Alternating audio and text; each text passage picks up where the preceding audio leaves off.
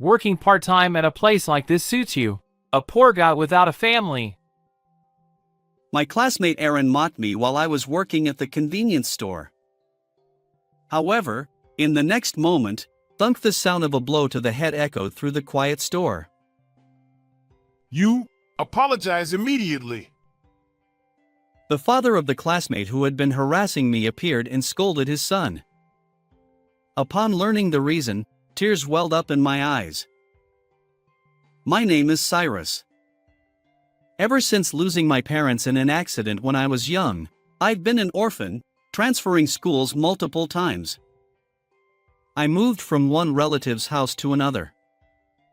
Initially, my relatives treated me kindly, but raising someone else's child is undoubtedly challenging. When it was time to move to the next home, they would send me off with a cheerful "take care." Never once did they say, "You're welcome back anytime." Through these frequent changes, I learned how to live without inconveniencing others. During my 8th grade, for some reason, I ended up staying with the Anderson couple, who were in their 50s. Paul and Betty Anderson were both qualified lawyers who had worked busily as attorneys until a few years ago. Now they had retired and were living peacefully. I couldn't fathom why they took in an unrelated orphan like me. Regardless of the reason, I wanted to stay here forever. This town held warm memories because it was where I lived with my parents until their accident. Walking the streets, those memories resurfaced. How long will the Andersons let me stay in their home? Reflecting on my past, I vowed to live quietly without causing trouble until the time came for me to leave. Contrary to my thoughts, the Anderson couple treated me like true family, showering me with kindness. Cyrus, let's go fishing together. Cyrus, what would you like for dinner tonight? Since my parents' passing, I hadn't had conversations like these. I realized that genuine family warmth existed. Gradually, I opened my heart to the Andersons. In my 3rd year of middle school, Paul asked me about my future plans. After graduating from school, I'll work and become self-reliant. Please let me stay here a little longer. I expressed my intention to start working without hesitation. We consider Cyrus as part of our true family. You can stay here as long as you need, and don't worry about money. Seriously think about your future. Paul's kindness overflowed. Although his words made me happy, I had never thought about my future until now. Focused on not inconveniencing others, I hadn't considered what I liked or what I wanted to do. Seeing my struggle to envision my future, Paul smiled. What Cyrus needs is time to face himself. Whether you want to work or study hard, high school is your chance. The Anderson couple, who always considered my well-being, enrolled me in high school to broaden my horizons. In high school, I encountered a man named Aaron again. Aaron was a classmate from elementary school. We hadn't spoken much back then because we weren't in the same class. However, in high school, Aaron took every opportunity to make snide remarks and harass me. Aaron, belonging to a prominent group, gradually began involving others to tease me. As an orphan without parents, I've been a frequent target of bullying at school. So, I know not to engage in such situations. I'll ignore him, and he'll get bored soon. Thinking this way, I decided to ignore Aaron, but he kept bothering me. My stress continued to accumulate. And so, my high school life began, far from smooth. About a month after starting high school, Paul asked me about my school life. It's fun, Paul. Thank you for letting me attend high school. Definitely won't mention Aaron's harassment. After all, I don't want to make them worry about me. I had resolved to challenge various things during my high school years using the time the Andersons had given me. I wanted to discover my own potential. To repay the Andersons even a little, I came up with the idea of working part-time at a convenience store. My reasons were to earn some pocket money and because I thought I'd meet various people at the convenience store. The Andersons were genuinely delighted with my decision. Although I worried whether my reserved nature would hinder customer service, I surprisingly handled it smoothly, even though I had considered it a weakness. As for my co-workers, they included college students, housewives, and a 65-year-old man. Listening to their stories, I realized that my life experiences were still quite limited. They all agreed, once you're out in the real world, most people end up working for companies or conforming to societal norms. So, figure out what you like now. The advice of those who are older than me in life makes me think. I believe that starting the part-time job helped me grow significantly. One day, Jessica, a fellow high school student, joined our team. Jessica was quiet, but because we were the same age, lived nearby, and took the same route home, we quickly became friends. Chatting with Jessica on our way back from work became one of my favorite things. While I did most of the talking, Jessica was a good listener and occasionally made sharp remarks. Being with her was a lot of fun. I used to live here, I said at one point, pointing to an empty lot. Jessica's surprised expression was genuine. I explained about losing my parents in a traffic accident during first grade, the repeated transfers, and how the kind couple, the Andersons, had taken me in and allowed me to live in this town again. Jessica paused, thinking for a moment, then looked straight into my eyes. Cyrus, I'm glad you came back to this town. I didn't dwell on the deeper meaning of her words, I simply felt happy. One day during break time, Aaron approached my desk. Your parents died in an accident, right? They probably ran a red light, didn't they? People who can't follow rules deserve to die. And now, you're just a freeloader, passed around among relatives. It's suspicious that someone unrelated like you got taken in. Your life is a mess. With a smirk, Aaron deliberately spoke loudly enough for everyone to hear. Until now, I had ignored his provocations, but this time was different. Hearing him speak ill of my parents and the Anderson couple, I lost my temper. What do you know? Stop spouting nonsense. Before I realized it, I was grabbing Aaron. Calm down, Cyrus. My friend intervened, and I regained my composure, trembling fists and taking deep breaths. The classroom fell silent. Aaron looked surprised. It was the first time I'd stood up to him. What's your problem? It's the truth, isn't it? He spat out those words and returned to his seat. I managed to control my anger and left the classroom with my bag. It's too early to go home yet. I sat on the riverbank, gazing absent-mindedly at the water. Birdsong, the sound of flowing water, grass rustling in the wind, ordinary daily life unfolded before me. I used to take walks here with Mom and Dad. Memories from the past resurfaced. Memories of when my parents were alive were always joyful. We caught bugs together, baked birthday cakes. If my parents were still alive, what kind of person would I be? I tried to think about it but quickly gave up. Hours must have passed. It was already evening. Maybe it's time to go back. Feeling completely composed, I returned to the Andersons' house. I'm home. Welcome back, Cyrus. Can we talk for a moment? Betty, who greeted me, led me to the living room.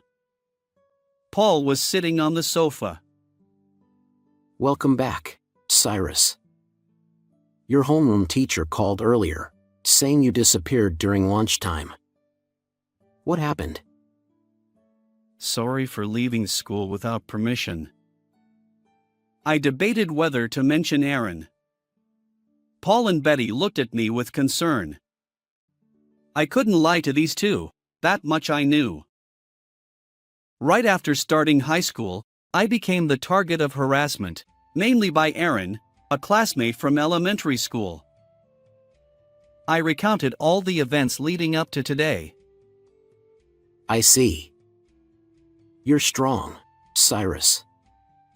Thank you for sharing. Don't endure it anymore. Lean on us a little more. Cyrus, whether it's something fun or painful, talk to us about anything. We're family. After listening to my story, both of them leaned in and said this. Since that fight, Aaron has bothered me less.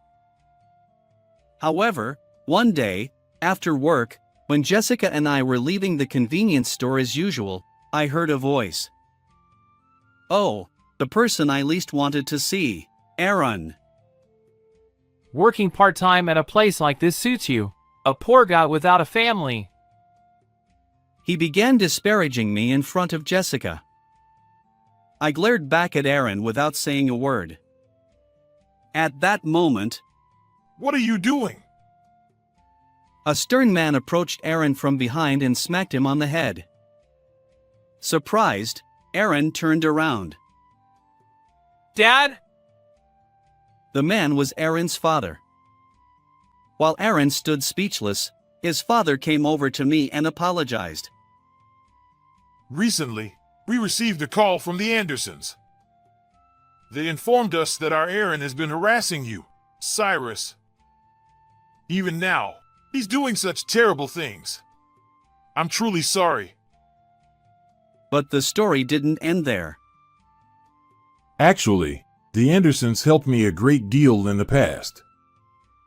I used to run a shop, and when Aaron was in first grade, I caused a traffic accident while making a delivery. 2 people lost their lives in that accident. Those 2 people who died were your parents. Aaron stood next to his father and spat out those words. The sudden revelation left my mind reeling. Aaron's father briefly looked down but then continued speaking. Cyrus's parents tried to save a small child who ran into the road, even though the traffic light was red. I wasn't speeding, but the sudden event made it impossible to avoid them. I'm truly sorry. Aaron's father seemed visibly distressed, his arms trembling with tension. People around me suspected that I was speeding. The shock of causing an accident was bad enough, but being doubted took a toll on me both mentally and physically. The Andersons were the ones who helped me. In the aftermath of the accident, Aaron's father sought legal assistance from Paul. As it turns out, the Andersons were Paul's upperclassmen from college, and they had known each other for a long time. They listened empathetically and gathered evidence to address the unavoidable nature of the accident. Thanks to their efforts in dispelling misconceptions, Aaron's family could continue living together, and their shop reopened. Aaron's father expressed heartfelt gratitude to the Anderson couple. However, after the accident, false rumors circulated. Aaron's family couldn't walk outside for a while, and even after reopening the shop, customers rarely came. Aaron faced bullying at school. Because the Andersons helped us, we can live a normal life now. Aaron's father reprimanded him. Why did you run despite a red light? Dad, who followed the rules, was suspected, and I suffered. Dad isn't at fault. Aaron seemed to channel the frustration he had felt in the past. Knowing that Aaron's father had also endured hardships due to the accident and had considered me, my heart tightened.